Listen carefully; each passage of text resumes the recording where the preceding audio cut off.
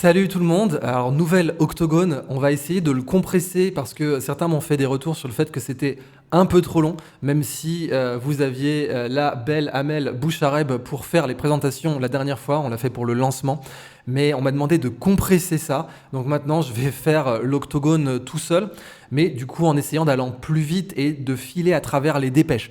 Merci beaucoup de soutenir la chaîne, hein, vraiment. On va améliorer Octogone, on va en faire une revue, un vrai journal. Laissez-nous le temps, on a besoin aussi de plus d'abonnés pour pouvoir faire tourner la machine et peut-être même donc recruter certains anciens journalistes de Russia Today. Donc merci infiniment de soutenir d'une part ma chaîne YouTube en vous abonnant à Octogone, mais d'autre part de nous permettre de faire une presse indépendante. Et le fonctionnement d'Octogone, c'est ça l'idée, hein, c'est tous les angles. Donc en plus 8 c'est souvent associé à l'infini dans toutes les numérologies, tous ces trucs-là. Donc l'idée c'est d'avoir tous les angles, on analyse les dépêches et ensuite dans Octogone quand on en fera un vrai journal, eh ben, on invitera des éditorialistes pour donner une ligne éditoriale. Alors moi là je vais donner une ligne éditoriale bien entendu, mais l'idée ça sera de centraliser les dépêches, de les améliorer en ajoutant des statistiques, des éléments supplémentaires et ensuite d'inviter des éditorialistes pour avoir enfin des angles différents et parfois même des éditorialistes contradictoires, opposés, qui évidemment se contrediront en gentlemen.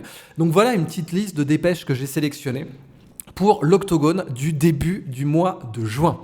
Alors, les États-Unis vont ouvrir en Norvège leur première représentation dans l'Arctique. Super intéressant ça. Je vous lis un bout de la dépêche. Les États-Unis vont ouvrir dans le nord de la Norvège leur première représentation diplomatique au-dessus du cercle polaire arctique, région soumise à des convoitises et des tensions croissantes, a annoncé le secrétaire d'État américain Anthony Blinken, un ultra faucon proche de Clinton. En 2020, les États-Unis avaient déjà rouvert une représentation à Nuuk au Groenland, juste en dessous du cercle polaire. Rappelez-vous que Donald Trump voulait racheter le Groenland. Il aurait pu techniquement, hein, ça aurait été un trop gros succès à mettre à son crédit. Il y a beaucoup de gens dans l'État profond qui ont refusé ça, mais en fait, il suffisait de donner 50 000 $, voire même 100 000 $ à tous les habitants du Groenland. Ils votaient, on n'en parlait plus, le Groenland devenait un État américain, c'était tout à fait envisageable. Bien sûr, en matière de droit international, ça aurait été un fait accompli, mais me dites pas que c'est la première fois que les États-Unis auraient procédé par le fait accompli, hein, wink wink, la guerre en Irak. S'exprimant à Oslo à l'issue d'une réunion ministérielle de l'OTAN, Blinken a affirmé que les États-Unis voulaient travailler avec des alliés partageant les mêmes idées pour faire avancer notre vision d'un Arctique pacifique, stable, prospère et coopératif. Ça me fait totalement marrer. En fait, l'Arctique, évidemment, d'après la Convention internationale de l'ONU, l'UNCLOS sur les lois de la mer, la Russie est clairement la puissance dominante dessus. Vous avez une confrontation des BRICS en Arctique avec la Russie et la Chine qui se considère comme une puissance proche arctique, et la Russie qui a de très loin le plus de littoral et qui en 2006 a planté un drapeau en titane. Ah, ils ont fait ça, un grand drapeau en titane planté par un sous-marin de poche pour revendiquer le pôle Nord, parce qu'en fait avec la ligne de Lomonosov, d'après la convention de Montego Bay, donc l'UNCLOS, les Russes pourraient prétendre à réclamer ce territoire comme une extension de leur plateau continental, donc comme leur zone économique exclusive. Les Russes ont la plus grande flotte de brise-glace au monde, de très loin. Et bien sûr, ils ont aussi des brise-glaces nucléaires maintenant, donc ça rigole pas. Et la Chine aimerait beaucoup avoir accès à l'Arctique, parce que si les glaces continuent à fondre, même si ça c'est un sujet controversé, en fait les deux extrêmes sont possibles, hein, comme vous le savez. On renie pas ici la possibilité des risques climatiques. Je préfère d'ailleurs dire risque climatique que changement climatique, qui est très vague, parce que risque, on voit tout de suite l'idée. Par contre, la monomanie de dire ça va uniquement dans telle direction pour qu'on puisse confisquer les libertés publiques, ça c'est bidon. La possibilité qu'une nouvelle ère glaciaire émerge est tout à fait envisageable, et des climatologues extrêmement sérieux l'envisagent. Mais pour l'instant, il est vrai que la Chine parie, et c'est vrai que souvent c'est regardez où les acteurs économiques parient, ça vous donne d'ailleurs des prospectives et des perspectives qui sont beaucoup plus fiables que certaines agences politiques. Et bien aujourd'hui, les Chinois parient clairement sur la fonte des glaces. Ils l'appellent de leur vœu parce que ça leur permettrait de réduire leur distance commerciale pour leurs grands débouchés économiques, que sont notamment l'Union européenne. Et la Russie arriverait en power broker, comme on dit, entre les deux. Au passage, la Russie est déjà un power broker avec le corridor transsibérien, le corridor sibérien pour l'espace aérien, qui est l'espace aérien le plus cher et le plus stratégique au monde. Donc voilà, les États-Unis vont ouvrir en Norvège leur première représentation dans l'Arctique. C'est un sujet hautement important parce que l'organisation du traité de l'Atlantique Nord, c'était justement pour ce piège de Thucydide entre les États-Unis et la Russie. En fait, il se passe dans l'océan glacial arctique la même chose, exactement la même chose qu'entre l'Empire romain et Carthage. Vous aviez deux grandes puissances, deux hégémons de part et d'autre d'un océan commun. Et bien là, vous avez deux hégémons, l'OTAN, ou plutôt le NORAD avec le Canada, et la Russie et la Chine qui sont en train de se confronter sur l'océan glacial arctique. Donc c'est une nouvelle extrêmement importante qu'il fallait souligner. Dépêche suivante, la Chine étend son arsenal nucléaire dans un contexte de tension globale croissante. Ça, j'ai pensé que ça devait être dans votre radar. Les arsenaux nucléaires de plusieurs pays, et de la Chine en particulier, ont augmenté l'an dernier, tandis que d'autres puissances nucléaires ont, elles, continué à moderniser leurs outils dans un contexte de tension géopolitique accrue. Je cite, « Nous approchons, ou peut-être avons-nous déjà atteint, la fin d'une longue période de déclin du nombre d'armes nucléaires à travers le monde », a déploré Dan Smith, directeur de l'Institut international de recherche sur la paix à Stockholm, le fameux CIPRI. Le nombre total de têtes nucléaires parmi les 9 puissances nucléaires, Grande-Bretagne, Chine, France, Inde, Israël, Corée du Nord, Pakistan, États-Unis et Russie, et vous avez des puissances prospectives comme le Japon, est tombé à 12 512 depuis 2023 contre 12 710 depuis 2022 selon le CIPRI. Mais ça aurait été donc la fin de la période de baisse. Et maintenant, on assiste à un réarmement nucléaire, c'est exact, sans parler bien sûr des ogives hypersoniques. Il ne faut pas les oublier, elles. La course aux armements hypersoniques est en train de devenir aussi une nouvelle grande tendance dans le 21e siècle, une tendance de la guerre froide 2.0, avec la possibilité de sniper des porte-avions qui va complètement changer la donne, puisque une grande part de la capacité de projection américaine, c'est leur porte-avions. Et si vous avez une capacité de les sniper n'importe où sur le globe avec des missiles hypersoniques, ça va évidemment changer le rapport de force. Donc que la Chine étende son arsenal nucléaire, c'est une dépêche que j'ai jugée importante aussi. Toujours sur les nouvelles chinoises, le premier avion de ligne de conception chinoise, le C919, a réalisé son vol commercial inaugural.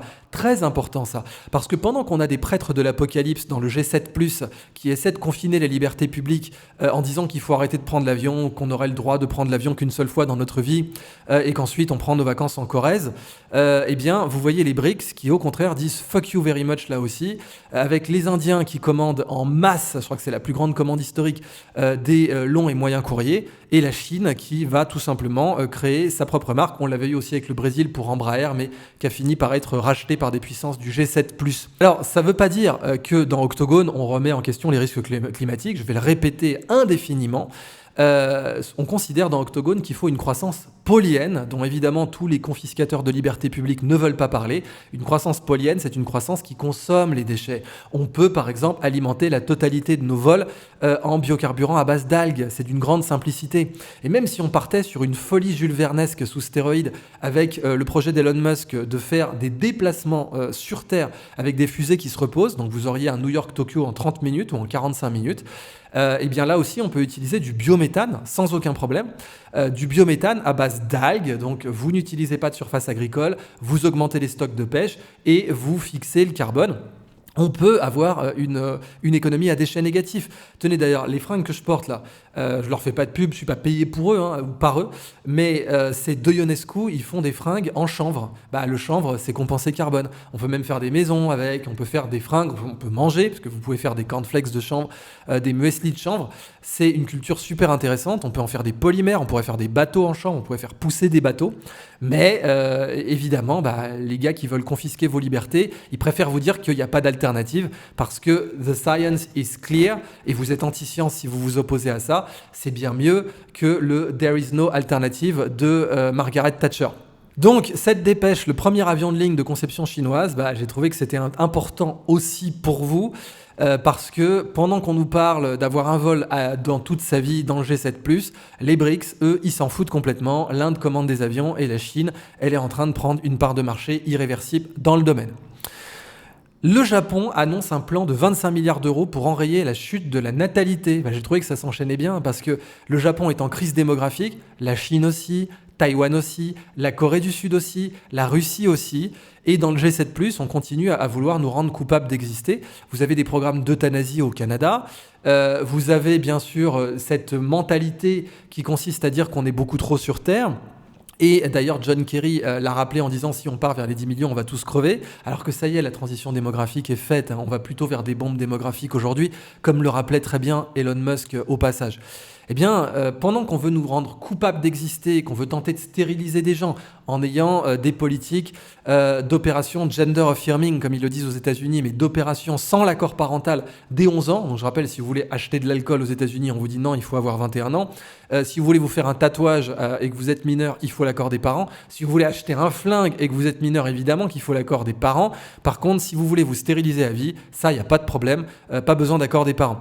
Et bien, pendant que dans le G7+, on a cette guerre contre la vie, en fait, cette volonté de dire on est trop sur Terre et ça serait bien de stériliser des gens, ça serait bien d'euthanasier, et au Canada, on le voit, et ça serait bien, d'une façon générale, si on pouvait tomber à un enfant par femme, ce qui est une catastrophe démographique. Et bien, au Japon, on a un plan à 25 milliards d'euros pour enrayer la chute de la natalité. Donc je vous lis la dépêche. Le Premier ministre japonais Fumio Kishida a annoncé un plan de 25 milliards de dollars d'aide aux familles pour enrayer la chute du taux de natalité au Japon, la baisse du nombre de naissances ayant atteint un record, une augmentation des allocations directes perçues par les parents, de l'aide financière pour l'éducation des enfants et les soins prénataux. La promotion d'horaires de travail flexibles et du congé parental pour les pères sont notamment prévus dans le cadre de ce plan. Le Japon, fort de 125 millions d'habitants, a enregistré moins de 800 000 naissances en 2022. Je ne sais pas si vous vous rendez compte. 125 millions d'habitants, 800 000 naissances dans une année. Le nombre le plus bas depuis que ces statistiques existent. Le poids démographique des personnes âgées a fortement augmenté. Ce plan a suscité des critiques, les sources de financement n'étant pas claires, ce qui impliquerait des réductions des dépenses au détriment d'autres postes du budget de l'État. Bon, honnêtement, des critiques pour un pays qui est endetté à 200 milliards. Arrêtez de déconner 5 minutes, s'il vous plaît. Et là, on parle vraiment de l'existence nationale du Japon. Allez, dépêche suivante, vote d'une loi prolongeant, toujours au Japon, vote d'une loi prolongeant les réacteurs nucléaires japonais au-delà de 60 ans. Et oui, on a eu Fukushima, ça avait été un énorme drame, ça avait amené un mouvement global pour la lutte contre le nucléaire, alors que, rappelons-le, le nucléaire, on aurait pu avoir la filière thorium, qui est très peu polluante, qui a des centrales beaucoup plus petites, avec un combustible nucléaire qui est sourcé dans des pays qui sont très stables politiquement, thorium, pays scandinaves, et puis surtout qui ne peut pas avoir d'accident. Avec un réacteur à sel fondu, vous ne pouvez pas avoir, en cas de problème sur les circuits de refroidissement, vous ne pouvez pas avoir un réacteur qui explose, contrairement à la filière uranium et graphite. Donc là aussi, il faudrait revenir au nucléaire. Même le Japon, qui a été traumatisé par Fukushima, revient au nucléaire. Évidemment qu'il faudrait continuer à investir dans la fusion nucléaire. Je déplorerais chaque jour que Dieu fait le fait que la France adore chier sur ses génies et qu'elle ait notamment rabaissé l'incroyable Jean-Pierre Petit, dont les travaux sur les plasmas par magnéto-hydrodynamique était intéressant, non seulement donc le confinement des plasmas par magnéto-hydrodynamique d'une part, et puis la perspective de chauffer des plasmas en utilisant les turbulences plutôt qu'en ayant un écoulement laminaire, ce qu'on utilisait dans les tokamaks aujourd'hui. Les travaux de Jean-Pierre Petit, d'une part, ont révélé leur côté exceptionnel dans la propulsion hypersonique, mais d'autre part, auraient pu nous permettre de faire des avancées considérables si on les avait pris au sérieux pour la fusion nucléaire. Donc je ne peux que déplorer ça. On voit bien qu'aujourd'hui, on a besoin d'une énergie abondante, bon marché à l'échelle mondiale, et que le retour au nucléaire est inévitable, mais qu'on s'est tiré une balle dans le pied, sciemment, très certainement volontairement. Et bien même le Japon, qui a été traumatisé par Fukushima, vote une loi prolongeant les réacteurs nucléaires japonais au-delà de 60 ans. Une éolienne, au passage, ça ne dure pas 60 ans, mais je ferme cette parenthèse. La Corée du Sud annonce construire le plus grand centre de semi-conducteurs au monde pour 230 milliards de dollars. Je vous lis la dépêche. La Corée du Sud a annoncé un projet de construction du plus grand centre de fabrication de puces électroniques au monde grâce à un investissement de 230 milliards de dollars provenant principalement de Samsung Electronics, donc c'est 10% du PIB, 12% du PIB coréen à eux seuls. La Corée du Sud va construire le plus grand centre de semi-conducteurs au monde aux alentours de la capitale grâce à des investissements privés massifs d'une valeur de 300 000 milliards de won, a déclaré le président Yoon Suk-yeol lors d'une réunion de politique économique. La rapidité est importante, le gouvernement fera de son mieux pour réaliser le projet, a-t-il ajouté selon une retranscription fournie par ses services. Samsung a pour sa part déclaré prévoir d'investir 300 000 milliards de won dans la zone, de regroupement au cours des 2 prochaines décennies. Le ministère sud-coréen de l'Industrie a déclaré que le projet devrait être achevé d'ici 2042. Alors, 230 milliards de dollars. C'est que dalle par rapport à la dette Covid, bon, la dette Macron, hein, appelons-la comme on doit l'appeler, la dette Macron. La dette Macron part sur 1000 milliards d'euros, donc des euros, pas des dollars. Et là, on parle de 230 milliards de dollars, point. Juste 230 milliards de dollars. Est-ce que vous vous rendez compte de ce qui aurait pu être fait en France si on avait investi correctement? Parce que oui, la France aurait pu être un leader dans les semi-conducteurs. On a d'excellents chercheurs, on a d'excellents ingénieurs, mais ça n'a pas été fait. Parce qu'en France, on s'en fout d'investir dans les infrastructures d'avenir. On fait des effets d'annonce, on discute sur l'intelligence artificielle. Mais quand il s'agit d'investir 230 milliards, mais quand il s'agit d'investir 230 milliards d'euros dans une filière d'avenir jusqu'en 2042, bah là, il n'y a plus personne. Quand il s'agit de le détourner pour le filer aux copains et alimenter McKinsey, là, il y a du monde, mais pas quand il s'agit de donner un avenir exceptionnel à la France. Donc la Corée du Sud fait ça, et je voulais que ça soit dans votre radar. Les États-Unis et l'Inde s'accordent sur un plan de coopération dans la défense. Ça, c'est très intéressant, parce que l'Inde, c'est les BRICS, et les États-Unis, c'est le G7+. Si Trump revenait aux affaires, ou quelqu'un qui a la politique étrangère de Trump, ça serait tout à fait intéressant que les États-Unis continuent de s'allier avec l'Inde. Parce que l'Inde, c'est la plus grande démocratie au monde. C'est un contrepoids très intéressant pour la Chine. Moi, je suis tout à fait favorable à une alliance indo-européenne. D'abord, culturellement, la culture indo-européenne existe. Ce qui est marquant, d'ailleurs, c'est qu'elle est née quelque part autour du Don, donc entre l'actuelle Ukraine et l'actuelle Russie aujourd'hui, avec notamment la culture Yamnaya, qui a introduit la roue. La culture Yamnaya a introduit la roue jusqu'en Égypte. C'était un peuple nomade qui avait des chars, et ils ont introduit la roue en Mésopotamie, ils ont introduit la roue jusqu'en Égypte. Et c'était donc parmi les premiers Indo-Européens, les proto-Indo-Européens, j'ai oublié comment ça s'appelle, leur Aymat quelque chose, la zone de l'origine de cette langue, c'était les steppes de l'actuelle Ukraine et de l'actuelle Russie, et ils sont partis ensuite vers l'Inde et vers l'Europe actuelle. Donc je serais tout à fait favorable à une méga alliance indo-européenne, pas une bureaucratie Union européenne comme actuellement, mais une alliance culturelle type ASEAN, indo-européenne. Si vous ajoutez à ça d'ailleurs que Poutine est en train de créer un gigantesque axe Saint-Pétersbourg jusqu'au golfe d'Aden avec l'Iran, Charles Gave en parle extrêmement bien. Il vous rappelle que toutes les matières premières de la Russie vont se retrouver accessibles aux pays d'Asie qui en ont besoin, et l'Inde est stratégiquement placée sur cette route avec son système de collier de diamants pour lutter contre le collier de perles chinois. Dans l'équilibre des puissances, face à une Chine qui peut devenir le FMI numéro 2, avoir une alliance indo-européenne, ça serait très intéressant. Donc les États-Unis et l'Inde s'accordent sur un plan de coopération dans la défense. La dépêche dit « Les États-Unis et l'Inde sont convenus d'une feuille de route de coopération militaro-industrielle au moment où New Delhi cherche à réduire sa dépendance vis-à-vis de l'armement russe et dans un contexte de tension avec Pékin. Nous avons établi, je cite, une nouvelle feuille de route ambitieuse de coopération industrielle dans le domaine de la défense qui permettra d'accélérer les projets prioritaires de co-développement et de coproduction », a déclaré Lloyd Austin, le secrétaire américain à la Défense, donc le ministre de la Défense américain, à l'issue de sa visite dans la capitale indienne. Cette visite entre dans le cadre d'une tournée en Asie qui l'a auparavant conduite au Japon et à Singapour face à l'influence accrue de la Chine et à une Corée du Nord de plus en plus belliqueuse. Mais les analystes ont averti que ces promesses devaient être soutenues par des actions concrètes. New Delhi et Moscou sont des alliés depuis des décennies, c'est exact, et New Delhi achète des armes russes. Et d'ailleurs, l'Inde pourrait rentrer dans le club hypersonique grâce à son partenariat avec la Russie. La Russie est de loin, je lis la dépêche, le principal fournisseur d'armes de l'Inde. Aujourd'hui, l'Inde, qui n'a jamais condamné la Russie pour son invasion de l'Ukraine, ça me fait toujours marrer parce que en ce moment, vous avez la Burj Khalifa qui est aux couleurs de la Russie. Donc si ça aussi, c'est pas un énorme fuck you very much du monde arabe à la politique étrangère américaine, je ne m'y connais pas. Je continue la dépêche. Aujourd'hui, l'Inde, qui n'a jamais condamné la Russie pour son invasion de l'Ukraine, cherche à mettre fin à cette dépendance dans le domaine militaire, à la fois en élargissant ses sources d'importation d'armes et en augmentant sa production nationale. Donc c'est très très intéressant parce que l'Inde pourrait être ce qu'on appelle en géopolitique un power broker dans la région, et c'est tout à fait une bonne chose que l'Inde soit une cheville ou une charnière entre les BRICS et le G7+. Je pense que c'est une excellente chose, même si ce n'est pas quelque chose qui vient de Trump. Au passage, dépêche suivante, Poutine rend hommage à Berlusconi un vrai ami. Ça, c'est très intéressant. J'ai fait donc sur ma chaîne YouTube une vidéo sur Berlusconi. Il est tombé, selon moi, la CIA l'a flingué quand il s'est rapproché de Poutine, alors qui était venu avec la Moskva devant la résidence privée de Berlusconi en Sardaigne. Qui était pour un axe Rome-Moscou contre la guerre en Libye. Ça ne s'est pas fait et du coup Poutine n'a pas pu protéger son ami Berlusconi, qui était pourtant un ami des Américains puisqu'il était pour la guerre en Irak. Donc il y avait eu un vrai retournement.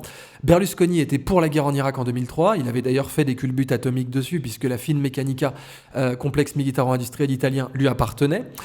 Mais ensuite il a décidé avec les contrats pétroliers de Kadhafi de se retourner contre les Américains et c'est pour ça qu'aujourd'hui quand Berlusconi décède, eh bien vous avez Poutine qui dit que c'est un vrai ami. Et ça, c'est très intéressant parce qu'en parallèle, vous avez la diplomatie américaine qui dit Berlusconi avait beaucoup fait pour le rapprochement italo-américain. Et c'est vrai que essentiellement, dans la comptabilité biographique de Berlusconi avait fait beaucoup pour le rapprochement italo-américain. C'est tout à fait exact. Mais on doit aussi reconnaître qu'il s'était rapproché de Vladimir Poutine. Donc cette dépêche me semble particulièrement intéressante.